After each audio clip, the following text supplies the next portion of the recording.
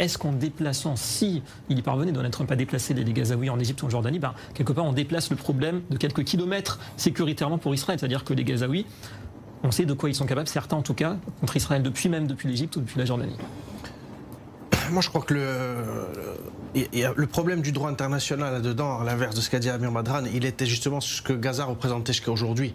Une base terroriste, une menace non seulement pour Israël, et pour le monde entier, puisque, comme on le sait, et ça a été dit tout à l'heure, c'est l'Iran qui tire les ficelles, donc par l'intermédiaire de ses proxys.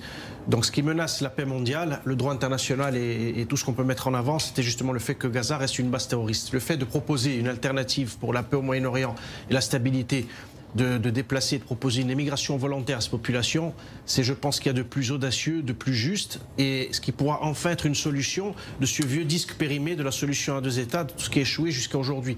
Ça, c'est le premier point.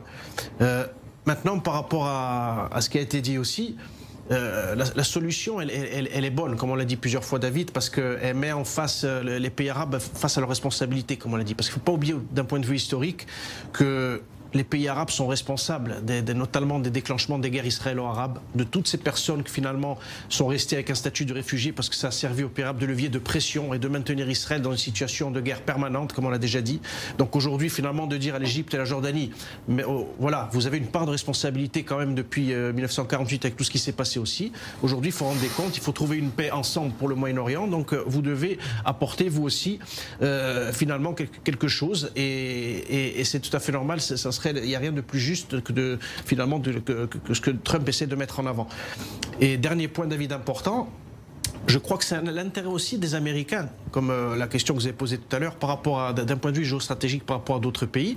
Les Américains, par exemple, s'ils arrivent à arriver à terme par rapport à ce plan-là, ils auront une base stratégique à Gaza, ce qu'ils n'ont pas par rapport au trafic maritime global, notamment par le canal de Suez. On sait que c'est pratiquement 10 à 15% du trafic mondial. Donc pour eux, ça serait intéressant de mettre un frein à la Chine, qui se développe de plus en plus en Afrique de l'Est notamment, la Russie aussi, qui avance ses pions en Afrique, notamment en Libye. Donc ça serait, d'un point de vue géostratégique, de permettre à l'Amérique de retrouver sa grandeur sur la scène non seulement internationale, mondiale. Une sorte de contre-attaque. Bien évidemment, parce qu'on sait que pendant l'Amérique de Biden, justement, avait perdu un petit peu pied au Moyen-Orient. On n'avait plus la stature et la force de ce que c'était les États-Unis. Et un Israël fort au Moyen-Orient, je crois que c'est surtout ça, je vais terminer sur ça, David, l'administration Trump veut un Israël fort au Moyen-Orient. Et un Israël fort, c'est pas l'Israël qu'on a aujourd'hui, qui est enfermé et qui est en conflit permanent avec le terrorisme. Donc un Israël fort au Moyen-Orient permettra aussi aux États-Unis d'avoir un partenaire qui va stabiliser la région.